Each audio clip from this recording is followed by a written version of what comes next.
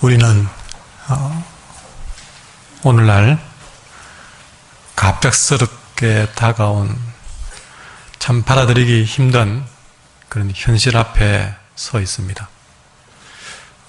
정말 세상에 이런 일이 라고 말이 저절로 나올 만큼 상상하지 못한 일들이 우리가 사는 이 대한민국 땅에서 벌어지고 있습니다.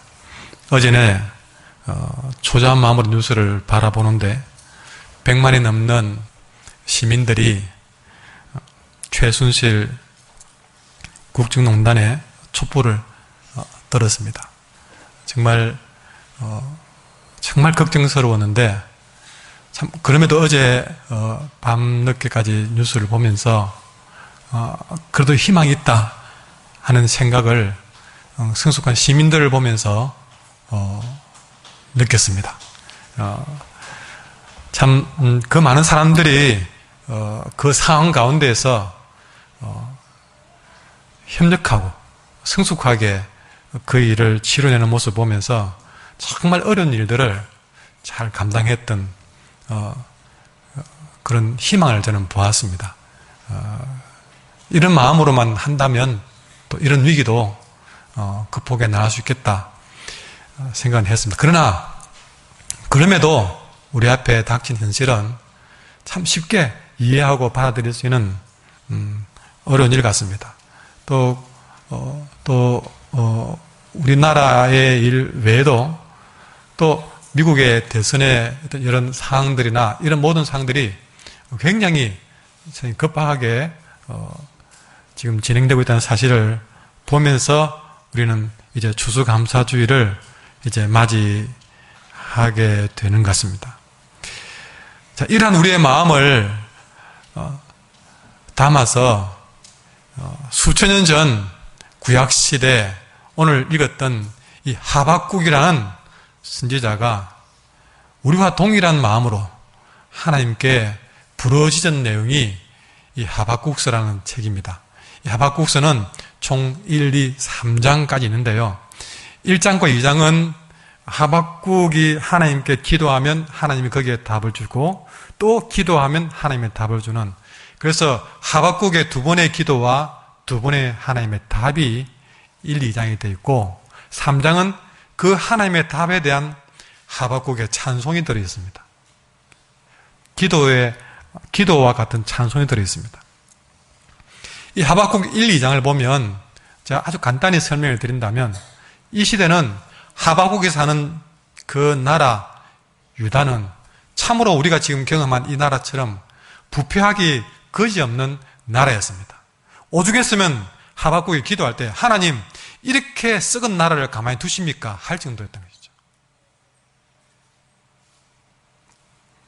정치, 경제, 사회, 종교적으로 완전히 썩어서 도무지 희망을 볼 수 없는 이런 부패한 나라를 하나님은 어찌 가만히 보고 계십니까? 이것이 1장의 첫 번째 기도였습니다. 그러니까 그 기도에 대한 하나님의 첫 번째 답이 뭐냐면, 그래, 그렇지 않아도 내가 세상에서 가장 잔인한 나라 바벨론을 도구로 써서 그 땅을 심판하려고 준비하고 있다, 그러는 거예요. 하박국이 하나님의 이 기도에 대한 응답을 듣고 깜짝 놀랐습니다. 하나님, 이 부패한 나라를 좀 어떻게 해달라고 기도는 했지만 하필이면 세상에서 가장 악하기로 소문난 바벨론을 들어서 이 나라를 심판한다고요. 여러분, 그거는 뭘 말하냐면, 여러분, 이렇게 썩어 빠진 이런 현실을 하나님이 심판하기로, 예를 들어서 무슨 검찰에서 조사해서 어떻게 단죄한다 이런 정도가 아니라, 우리가 가장 싫어하는 일본이나 아니면 북한의 김정은이의 무력을 사용해서 이 부패한 나라를 심판하겠다, 그런 답으로 들으면 느낌이 오겠습니까? 기도하다가 하박국이 하나님의 답변을 듣고 깜짝 놀랐습니다. 그래서 여러분, 이 하박국서에 1장 13절에 보면 우리 주님은 눈이 정결하시고 악을 참아 보지 못하시는 분인데 어찌해서 악인이 자기보다 의로운 사람을 삼키는데도 잠잠하시겠습니까? 어째서 악한 사람이 득세하도록 내두겠냐는 것입니다. 여러분, 이 땅이 우리가 알지 못하는 상황 가운데 최순실이라는 생각지 못한 악한 자가 이 땅을 아주 마음대로 주무르면서 득세하고, 여러분, 수많은 약자들은 거기에 희생을 당했습니다. 지금 하박국의 시대와 동일합니다. 그래서 하박국이 하는 말이, 어떻게 악인이 자기보다 어려운 사람을 삼킨 듯 잠잠히 계십니까? 하필이면 바벨론이라는 그런 악한 자를 들어서 유다를 치려고 하십니까? 그렇게 하나님께 두 번째 질문을 했습니다. 그랬을 때에 하나님께서 그 하박국의 질문에 답을 준 것이 2장에 나옵니다. 여러분, 하박국은 하나님께 분명히 기도했습니다. 악한 자들은 왜 득세하고, 왜 의로운 자들은 고난 당해야 됩니까? 왜 신앙생활 열심히 하는 사람들이 그런 고난을 당해야 됩니까? 하나님은 왜 악한 자들이 판을 치는 세상에 대해서 침묵하고 계십니까?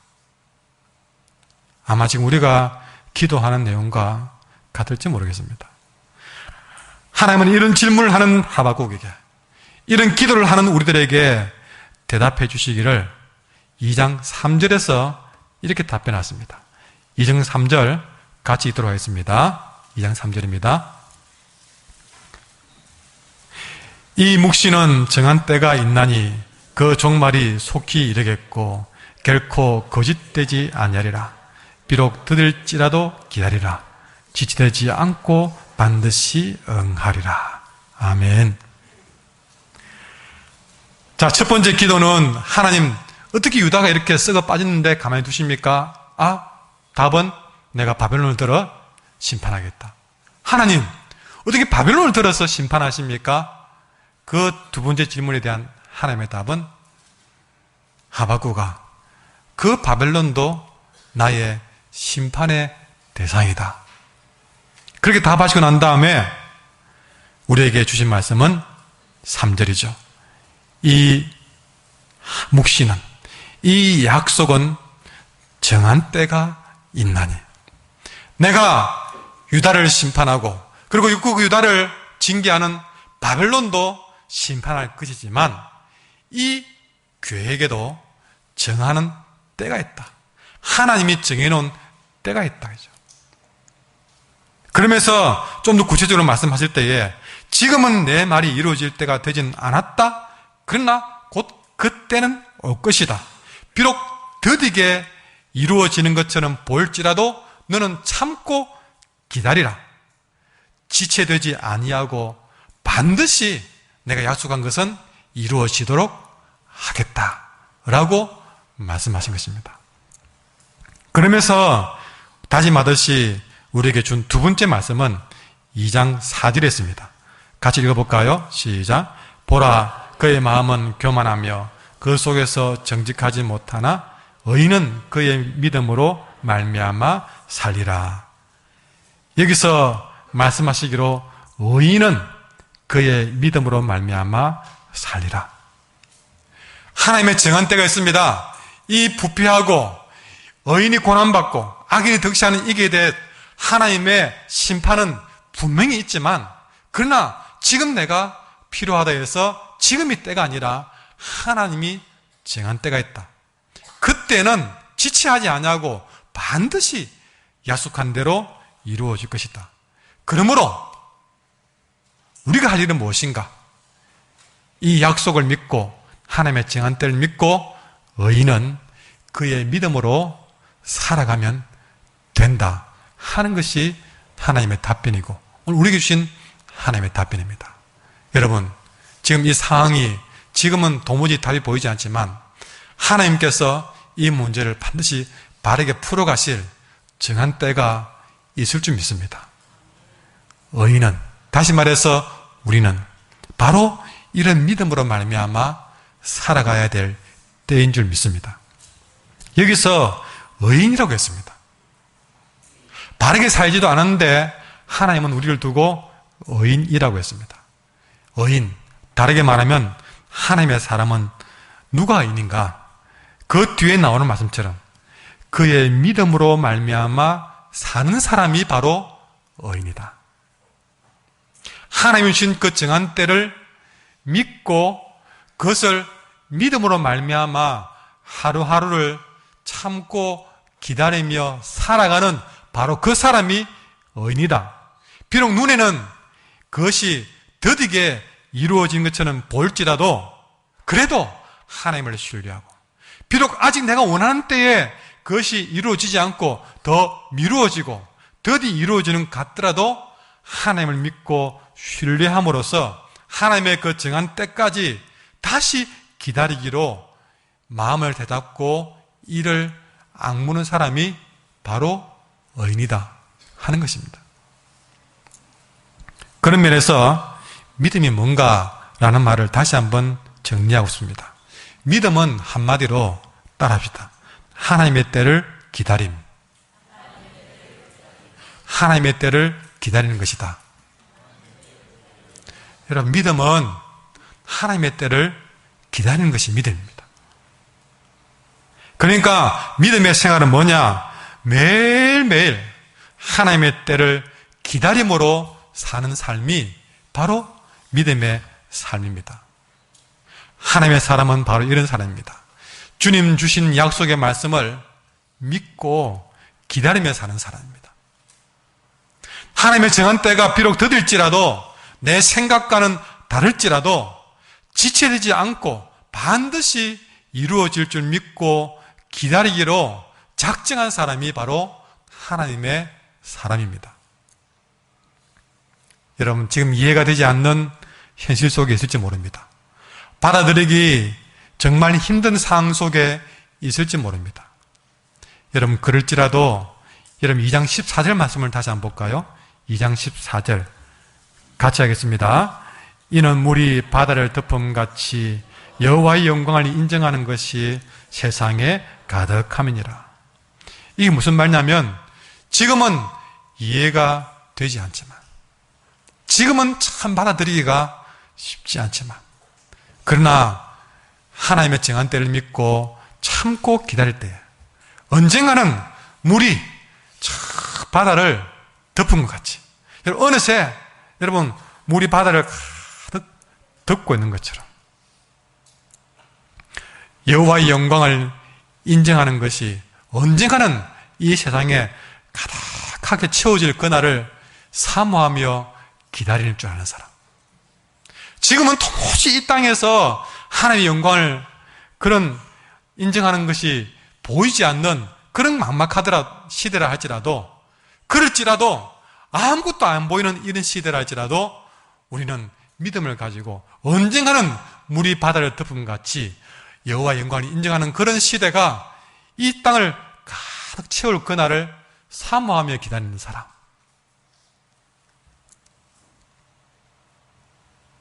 이해할 수 없는 현실의 땅 위에서도 굳건하게 흔들리지 않고 제자리를 지키고 서서 끝까지 그 믿음 포기하지 않고 주님을 바라보고 서 있는 사람들, 바로 그들이 바로 믿음의 사람들이고, 그들이 바로 하나님의 정한 때를 기다리는 사람들이고, 그들이 바로 하나님의 통치를 인정하는 사람들이고, 그들이 바로 의인이다 하는 것을 말씀해 주고 있는 것입니다. 여러분, 이 말씀을 들으면서 한번 생각해 보게 됩니다. 나는 극단적인 어려움 속에서 어떻게 그 문제를 대처하는 사람인가? 나는 어려움이 다가오면, 고난이 오면 어떻게 그 문제에 반응하는 사람인가를 한번 생각해 봅시다. 어떤 일에 대해서나 사람에 대해서나 내 힘으로 안 되는 일을 만나면 우리는 어떻게 반응하는가? 어떤 사람은 어려운 일을 당하면, 내 힘으로 안 되면 그냥 부정적으로 태도를 바꾸어서 쉽게 포기해버리는 사람이 있습니다.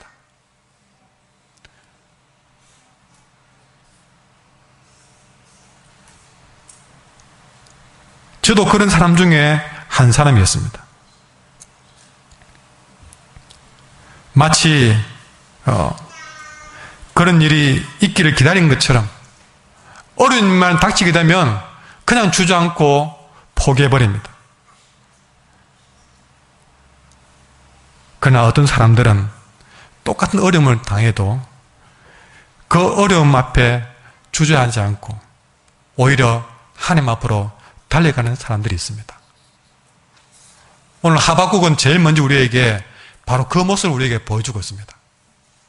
그의 눈앞에 유다가 다 썩어 빠져도, 그리고 바벨론이라는 그런 어마어마한 적이 자신의 나라를 삼키는 그런 위기 상황 가운데에도 하박국은 연신 변함없는 태도를 보이는데, 그것은 자기가 이해를 하든 못하든 어쨌든 그런 하나님 앞에 기도하기 위해서 달려갔다는 사실입니다. 따라합시다. 하나님의 사람은 기도할 때를 놓치지 않습니다. 다시 말하지만 이 하박국은 정말 자기가 이해되지 못하는 그런 상황을 여러 번 만났지만, 그래도 그가 포기하지 않았던 자리는 바로 기도하는 자리였고, 그럴 때마다 그는 기도할 때를 놓치지 않고 기도하는 사람이었습니다. 중요한 것은 하나님께서 그런 하박국의 부르짖음에 항상 응답해 주셨고 답변해 주셨다는 사실입니다. 여러분, 기도하는 사람은 절대 길을 잃지 않습니다. 아무리 한 번도 가보지 못한 낯선 길을 가도 기도하는 사람은 헤매지 않고 당황하지 않습니다. 기도하는 사람은 포기하지 않은 사람입니다. 기도하는 사람은 언젠가는 답을 찾게 될 줄 믿습니다. 여러분, 기도는 딴 거 아닙니다. 지난번에는 아주 쉬운 거라 말씀드렸죠. 오늘 또 다른 측면의 기도를 말씀드리겠습니다. 따라할까요? 기도는 묻는 것입니다. 여러분, 기도는요, 물어보는 겁니다.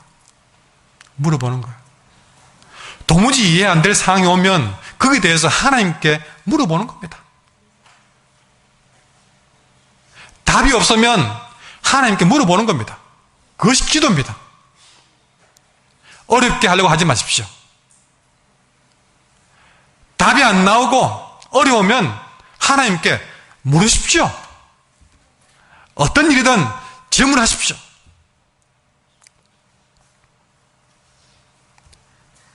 때로는 그 질문이 하박국처럼 하나님 어째서 그렇게 답변하십니까? 왜 하필이면 바벨론입니까? 따졌잖아요.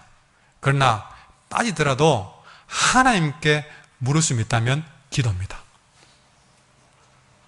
세상에 나와서 왜 그러냐 하고 불평하고 원망하고 소리치는 것이 아니라, 술로 해결하는 것이 아니라, 여러분, 내가 어떤 어려움을 당해도, 어떤 이해하지 못할 일이 당와도 하나님께 때로는 항변하듯이, 때로는 따지듯이 묻되, 누구에게 묻습니까? 하나님께 물으면 된다는 것입니다.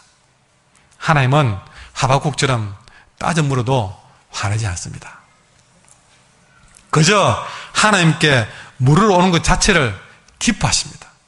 그러면 그 질문에 꼭 답해 주십니다. 어떤 질문이든 하나님께 물으십시오. 바로 그것이 주의 백성이 가야 될 길인 줄 믿습니다. 그것이 바로 의인이 믿음으로 말미암아 사는 길인 줄 믿습니다. 의인은 믿음으로 말미암아 산다. 참 어려운 말입니다. 그러나 이 말을 하나로 바꿔온다면, 여러분, 우리는 항상 궁금할 때마다 하나님께 물으러 갑니다. 여러분, 그렇게 기도의 때를 놓치지 않은 사람이 바로 믿음으로 말미암아 사는 사람인 줄 믿습니다.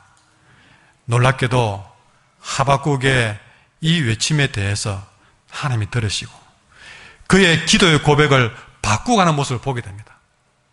여러분, 하박국의 기도가 1장, 2장, 3장에 나오는데요, 심지어 3장은요 전체가 하박국의 기도입니다. 여러분, 3장 첫 1절 보실까요?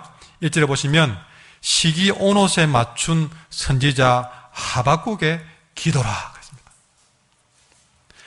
3장 전체가 이렇게 하박국의 기도인데요, 여러분, 이 하박국 기도 1장과 2장과 3장을 보면요, 점점 기도하러 나오는 건 똑같지만 하박국의 기도가 1장 다르고 2장 다르고 3장 다른 것을 보게 됩니다. 그렇게 하나님은 기도하는 하박국의 기도를 점점 바꾸고 가는 것을 보게 됩니다. 여러분, 어떤 문제가 있든지 기도하라고 했잖아요.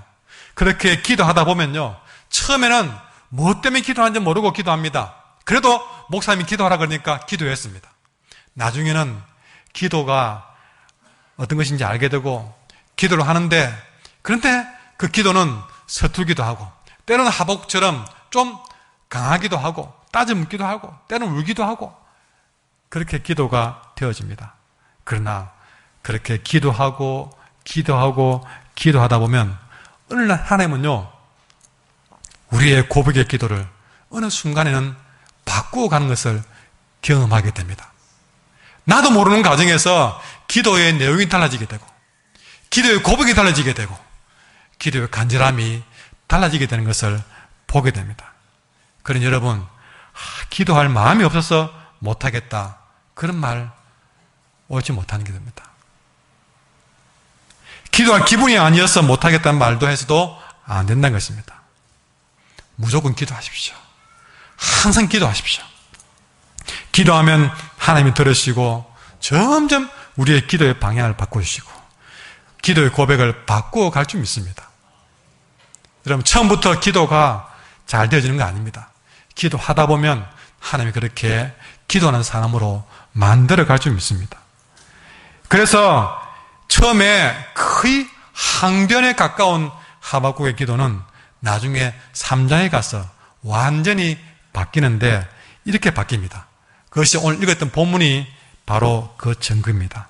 여러분, 그래서 3장 16절부터 19절까지 하박국의 기도를 같이 한번 읽도록 하겠습니다. 3장 16절부터 17절까지인데요. 17절, 18절만 하도록 하겠습니다. 시작. 비록 무화과 나무가 무성하지 못하며 포도나무 위에 열매가 없으며 감람나무 위에 소출이 없으며 밭에 먹을 것이 없으며 우리의 양이 없으며 외양간에 소가 없을지라도 나는 여호와를 말미암아 즐거워하며 나는 구원의 하나님으로 말미암아 기뻐하리로다.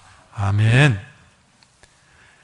이 기도를 보면 앞에 1장에서 하나님 어찌 이런 나를 가만히 두십니까? 하고 항변하는 그런 하박국의 모습은 완전히 사라지고 바뀌어져서 어떻게 됩니까? 비록 무화과 나무가 무성치 못하고 포도나무에 열매가 없고 감나무에 소출이 없어도 나는 여호와를 말미암아 즐거워하겠습니다 하는 사람으로 사람의 이 하박국의 기도가 바뀌어져 있는 것입니다. 하나님께 되어들고 부르짖고 항변하던 마음이 이제는 하나님을 인정하는 마음으로 바뀌어지는 것입니다. 불행과 두려움으로 가득해서 주저앉던 사람이 기쁨과 즐거움으로 다시 일어나서 기뻐하고 춤출 수 있는 사람으로 바뀌어진 것을 오늘 보게 됩니다. 여러분, 하박국이 이렇게 기뻐하는 모습으로 바뀌어졌다고 해서 하박국이 처한 환경이 달라졌습니까? 아니요. 하박국이 처한 환경은 기도가 바뀌어졌다고 해서 달라지지 않았습니다. 어쩌면 상황은 기도하기 전보다 더 어려워진 상황일 수도 있습니다. 그것이 그의 고백 가운데 나오는데요. 자, 보십시오. 17절에 보시면 무화과 나무가 무성치 못한다고 했습니다. 여러분, 무화과 나무, 이 무화과 나무는 열매도 있지만 무엇보다 아주 잎이 많은 나무가 무화과 나무입니다. 꽃도 없고 열매마저 없을지라도 그래도 잎이라도 무성했던 나무가 무화과 나무예요.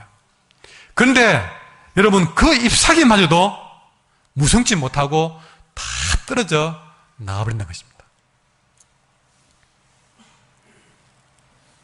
여러분, 참 이 머리에 머리카락이 많이 빠지는 분은 한 올 한 올 떨어져 나가는 것이 너무나도 안타까운 분들이 있습니다. 이 무화과나무도 마찬가지입니다.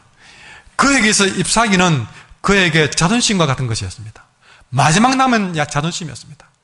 열매도 인정받지 못하고 꽃도 없고 그나마 잎이라도 무성했는데 그 잎마저도 무성치 못하고 다 떨어져 나갔다.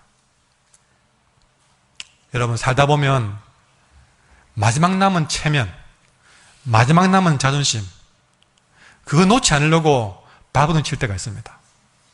이게 내 마지막 자존심인데. 그런데 어떨 때는요, 그 마지막 남은 자존심마저도 포기하고 내려놓아야 될 상황을 맞을 때도 있습니다. 참, 그럴 때는 미치고 막 팔짝 뛸 지경까지 이 마지막 남은 자존심까지 내려놓아야 되느냐. 그것이 바로 무화과 나무가 무성치 못한 상황입니다. 정말 모든 자존심 다 내려놓고 무릎을 꿇어야 될 순간 오지 않습니까? 인생에 그런 순간이 온다면 여러분 어떻게 대처하시겠습니까? 또 포도나무에 열매가 없다. 이것은 뭘 말하는가? 포도나무는 기대할 것이라고는 열매밖에 없습니다. 여러분, 이 포도나무는 가지고 뭐고 쓸 게 없습니다. 그저 그 열매 하나 보고 포도나무를 키우는데 그 포도나무에 열매가 없다는 것입니다. 열심히 열매를 맺어야 되는 것이 포도나무인데 열매가 없어요. 여러분, 혹시 여러분의 한 해가 포도나무에 열매가 없는 한 해가 아니었습니까? 한 해를 살면서 그래도 뭔가 열심히 살아서 어느 순간 소득을 발했는데 한 해가 다 돼가는데 아무런 열매, 소득도 없이 한 해를 결산해야 되는 분은 없습니까? 아니, 열매보다는 오히려 더 많은 빚을 더 안고 있지는 않는가요? 그것뿐입니까? 감람나무에는 소출이 없답니다. 밭에는 먹을 것이 없답니다. 우리에는 양이 없답니다. 외양간에는 소도 없습니다. 없는 것이 한두 가지가 아닙니다. 이것도 안 되고 저것도 없고 저것도 모자라고 이것도 망쳐버렸습니다. 되는 일이 없습니다. 나가도 안 되고 들어와도 안 됩니다. 참으로 극단적인 현실 앞에 선 겁니다. 그나마 이건 안 되어도 저건 잘 되어서 버텨보기도 했는데 그런 것조차도 없이 한 해를 마감해야 되니 지금 이 하박국에 처한 환경이나 우리가 처한 환경이나 여러분, 하박국은 이런 현실이 얼마나 버거웠던지 16절에 표현하기로 내 창자가 흔들렸다. 입술이 떨렸다고 합니다. 하박국의 시대와 우리가 사는 이 시대를 다시 비교해보면 여러분, 하박국의 시대는 잔혹한 바벨론 사람들이 진짜 유다를 침범해가지고 온 나라가 황폐화되고 성전도 파괴되고 모든 산하에 나무란 나무와 열매들은 다 타버리고 외양간과 우리는 진짜 비어버렸습니다. 수많은 사람들이 바벨론 포로로 잡혀가는 그 상황을 보게 되었죠. 지금 우리의 시대도 이런 착잡한 심정으로 우리는 추수감사주의를 맞이하고 있습니다. 다시 말하자면 어제는 100만이 넘는 시민들이 청와대로 몰려갔습니다. 세계는 테러와 경제위기로 앞으로 어떻게 될지 예측도 하지 못할 상황으로 소용돌이 치고 있습니다. 일찍이 보지 못했던 자연재해가 바로 우리 코앞에서 우리 발밑에서 벌어지고 있습니다. 이런 세상 속에 감사 대신에 불평은 더 많이 쌓이고 사랑 대신에 미움만 더 가득해지고 있습니다. 여러분, 하박국의 기도가 달라졌다고 했지만 다시 말하지만 현실은 달라진 것이 없다고 했잖아요. 여러분, 저도 이 말씀을 증거하면서 참 이번 주간은 매우 힘든 한 주간을 보냈습니다. 참 개인적으로는 심장을 쥐어 짠 듯한 한 주간을 보냈습니다. 저는 한길교회 온 지 한 12년 동안 거의 대부분의 추수감사주일쯤 되는 바로 이 시기 때는 너무나 힘든 시절을 매년 보냈던 것 같습니다.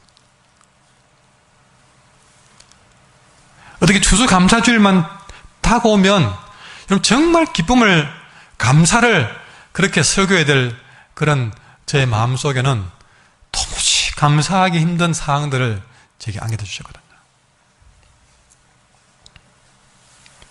한때는 아이들을 전부 서울에 입원시켜 놓고 바로 버스 타고 내려와서 바로 추수감사주일 설교를 했던, 그래서 도무지 마음을 다스릴 수가 없어서 원고만 보고 설교했던 그런 날도 있을 거예요.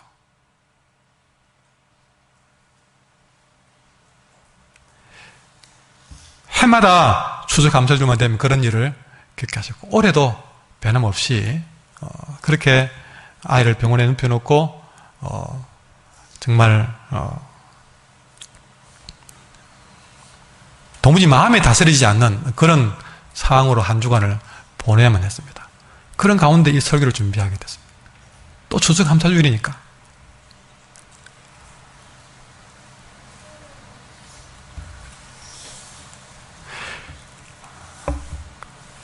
그래서 따져 물었습니다. 하나님, 왜 추수감사주일만 다가오면 내게 왜 이랬습니까?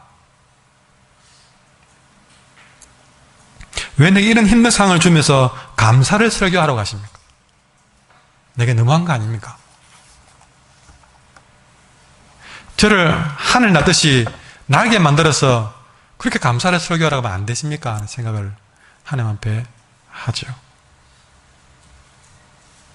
이 하박국도 마찬가지입니다. 그의 눈앞에 벌어진 현실은 전혀 감사할 사항이 아니었습니다.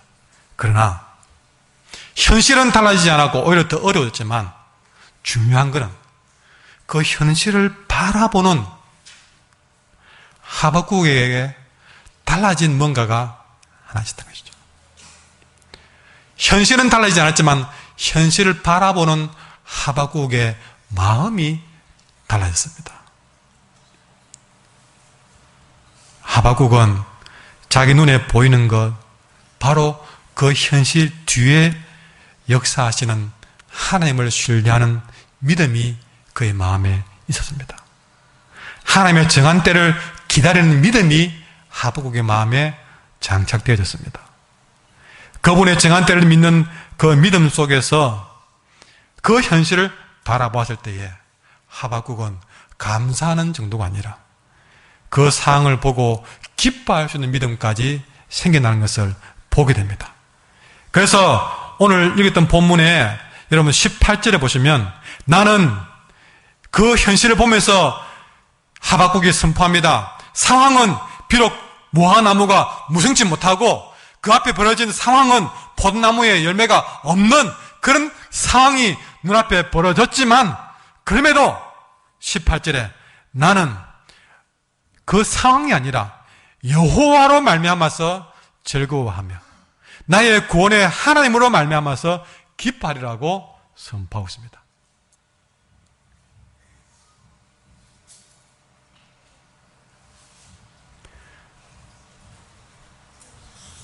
여러분, 하박국의 고백을 다시 한번 주목하십시오.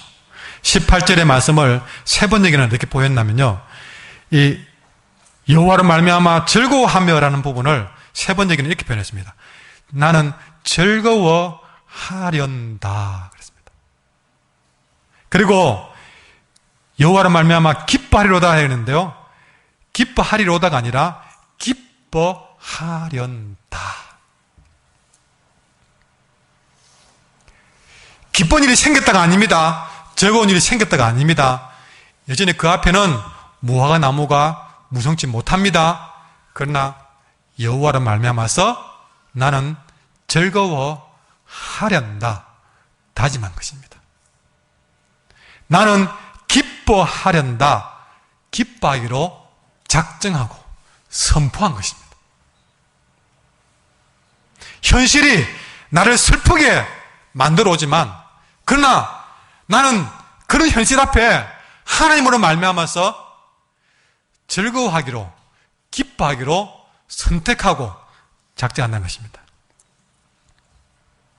여러분, 갑작스럽게 다가온 받아들이기 힘든 현실 앞에서 기쁨을 작정하기는 어려운 일입니다. 좀 좋게 생각해 보려고 할 수 있습니다.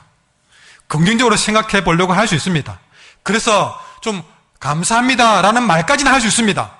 그러나 감사한다는 말까지는 할 수 있더라도 기쁨의 자리까지 나가기는 정말 어렵습니다. 말은 감사합니다는 나오지잖아요. 하자고 하면 할 수 있잖아요. 그런데 이 마음에서부터 기쁨의 자리까지 가기는 이거는 마음대로 안 되는 일이에요. 마음대로 안 되는 겁니다. 그렇게 기쁨의 자리까지 나가기는 두 가지뿐이 없습니다. 미치거나 초월하거나.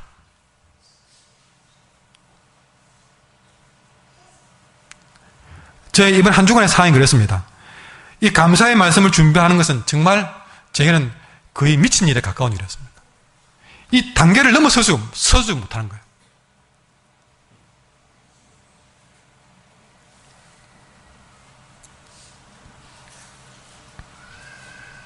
근데 여러분, 중요한 사실이 하나 있습니다.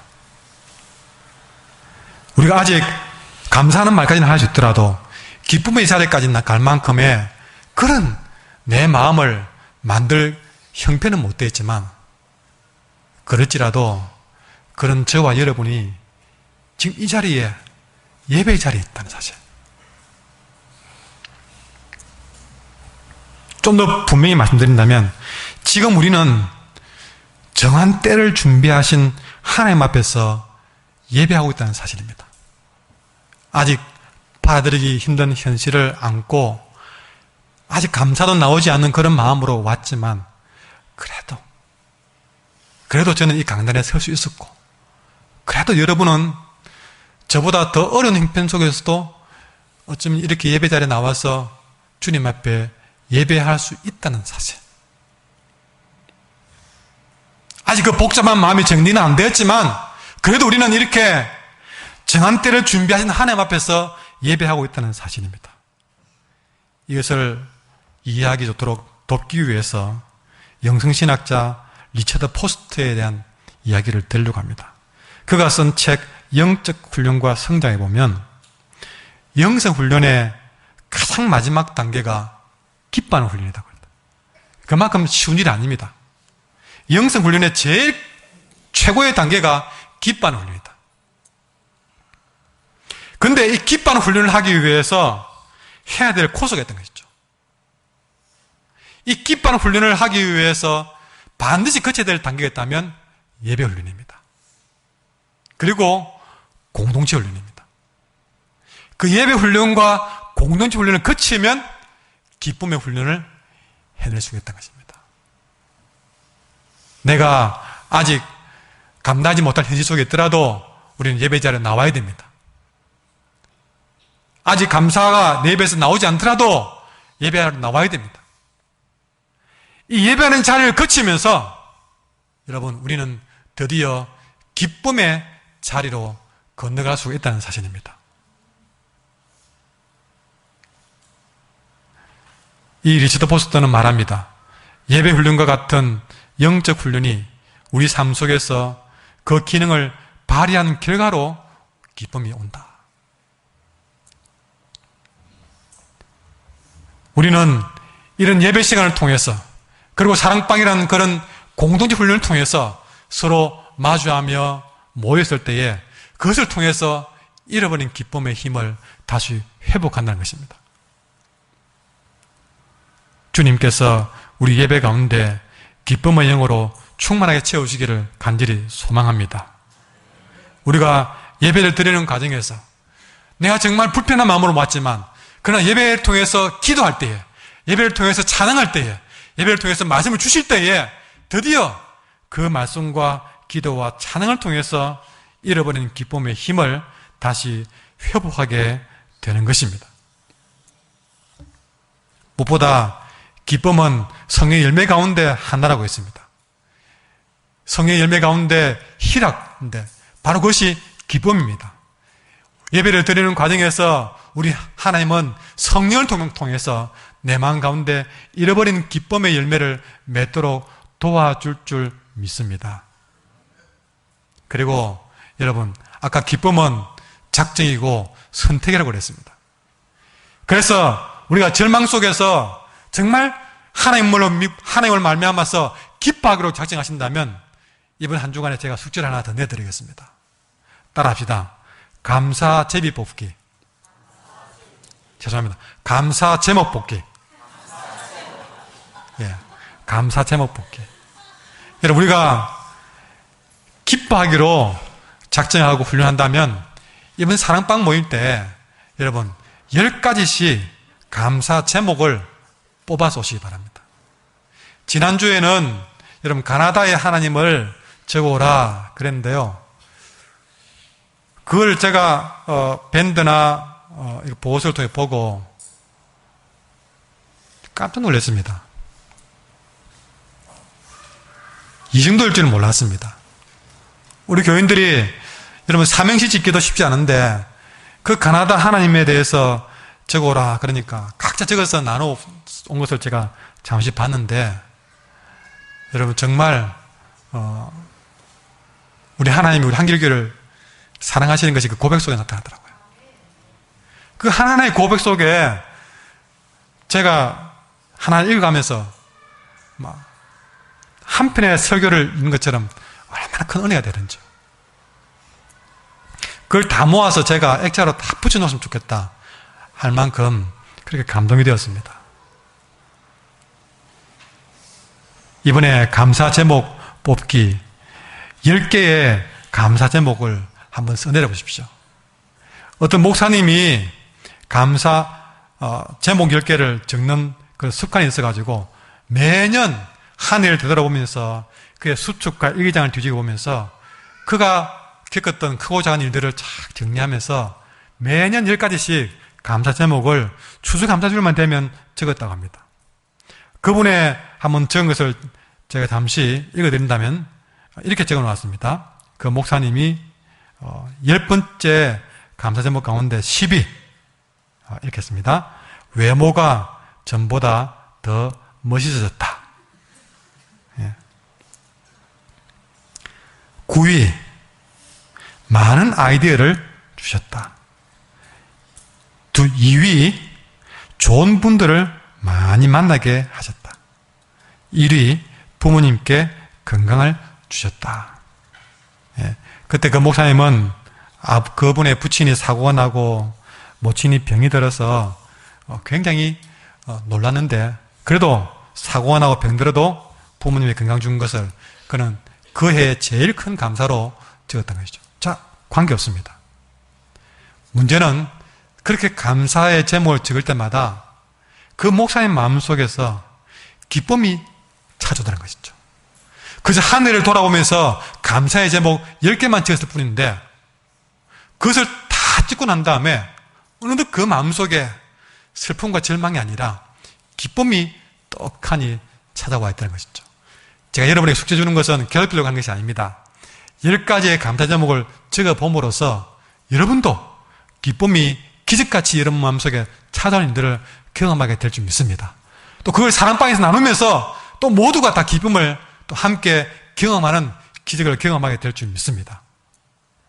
이렇게 감사의 제목만 뽑아도 고통은 물러가고 기쁨이 오는 기적을 체험하는데 여러분 우리가 하나님을 말미암아 기뻐한다면 얼마나 우리는 더 많은 일들을 경험하게 되겠습니까? 이렇게 우리가 감사의 제목을 하나 뽑아보는 것도 우리가 기쁨을 찾아오는 것이고 거기에 더 한 걸음 나가서 따라합시다. 하나님 말씀에 순종합시다. 여러분 찬송가 499장에 보면요 후렴 부분에 이런 노래가 있습니다. 의지하고 순종하는 길은 예수 안에 즐겁고 복된 길이로다 하는 찬송이 있습니다. 거기 보시면요 의지하고 순종하는 길은 예수님 안에 즐거운 일이고 복된 길이다. 우리가 말씀을 의지하고 말씀에 순종하는 길은요 그는 예수님 안에서 참 즐거운 길입니다. 기쁨을 얻는 길입니다. 그리고 복된 길입니다. 기쁨을 찾기 위해서 어디 다닐 필요가 없습니다. 그저 오늘 내게 주신 말씀에 순종하시기 바랍니다. 그 순종이 여러분에게 진지한 기쁨을 가져다 줄 줄 믿습니다. 하박국서를 보더라도 총 3장인데요 1장, 2장까지 보면요 하박국이 아직 하나님께 순종하지 않았을 때는 기도는 했지만 기쁨은 없었습니다. 그 하박국의 기도에 기쁨이 없었어요. 왜 그럽니까? 왜 그럽니까? 현실에 탄식만 있고 원망만 있었습니다. 하나님께 항변만 했습니다. 그러나 3장에서 하나님의 정한 때를 믿고 순종하고 나니까 극단적인 현실을 만나도 그에게는 기쁨이 있고 노래가 있고 춤이 있다는 것입니다. 차이가 뭡니까? 순종하고 안 하고 차이가 이렇게 크다는 사실이죠. 이렇게 하박국이 믿고 기뻐하기로 작정하고 순종하고 나니까 하박국의 입에서 드디어 찬양이 터져 나왔습니다. 그 찬양이 바로 19절인데요. 같이 읽겠습니다. 시작. 주 여호와는 나의 힘이시라. 나의 발을 사슴과 같게 하사 나를 나의 높은 곳으로 다니게 하시리로다. 이 노래는 지휘하는 사람을 위하여 내 수금에 맞춘 것이니라. 아멘. 여러분 19절에 보시면요, 여호와를 나의 힘이라고 고백하면서 그 발이 사슴과 같게 뛰어논다는 것입니다. 그것은 바로 춤추는 것을 말합니다. 그리고 분명히 3장 1절에는요 하박국의 기도로 그랬는데 그 기도가 이제는 바뀌어져서 마지막 마디는 이 노래는으로 바뀌어버렸습니다. 그의 기도와 그의 순종이 그의 기쁨으로 바뀌고 그 기쁨이 찬양으로 춤으로 노래로 바뀌는 것을 오늘 보게 됩니다. 여러분 기뻐하기로 작정하십시오. 순종하기로 작정하십시오. 주님의 정한 때를 믿고 그렇게 믿고 나아가면 우리 인생을 다시 기뻐하며 노래하며 춤추는 인생으로 바꾸어 줄 줄 믿습니다. 사도 바울도 빌립보 4장 4절에서 주 안에서 항상 기뻐하라고 그랬습니다. 느헤미야도 수많은 사람들이 핍박하고 그의 하는 일을 방해했지만 그럼에도 느헤미야 8장 10절에 근심하지 말라, 여호와를 기뻐하는 것이 너희의 힘이다 라고 말했습니다. 어두저만 가운데도 항상 기뻐하며 여호와를 기뻐하는 것이 오늘 이 극단의 현실을 이겨나가는 가장 큰 힘이 될 줄 믿습니다. 그 기쁨이 우리의 삶을 바꾸어 갈 줄 믿습니다.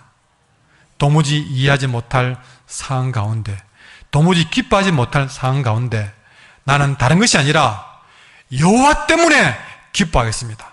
나를 구원하시는 하나님을 즐거워하겠습니다. 그렇게 고백할 때에 그때 하나님이 나의 힘이 되시고 우리의 발을 사슴과 같이 뛰게 할 줄 믿습니다.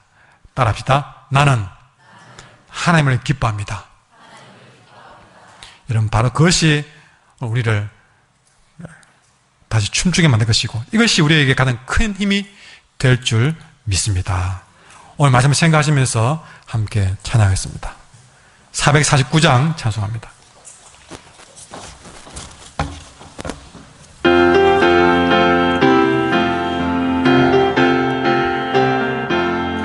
예수 따라가며 복음 순종하면 우리 행할 길 바라겠네. 주를 의지하며 순종하는 자를 주가 늘 함께 하시리.